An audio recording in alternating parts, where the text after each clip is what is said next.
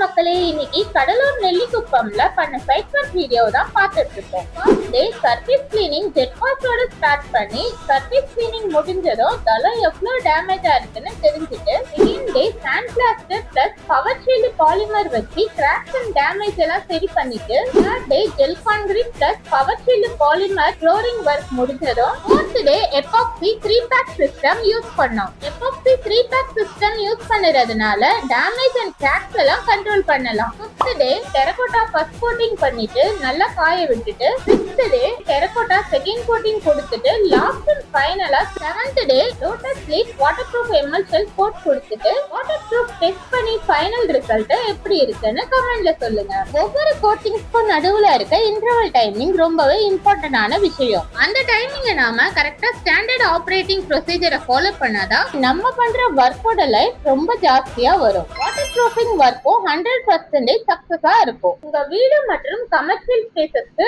Terrace water proofing பண்ணணும்னு நினைச்சீங்கன்னா ஸ்கிரீன்ல தெரியுற நம்பருக்கு கால் பண்ணி இந்த மெட்டீரியல்ஸ்லாம் ஆர்டர் பண்ணிக்கங்க. All over India material transport பண்றோம்.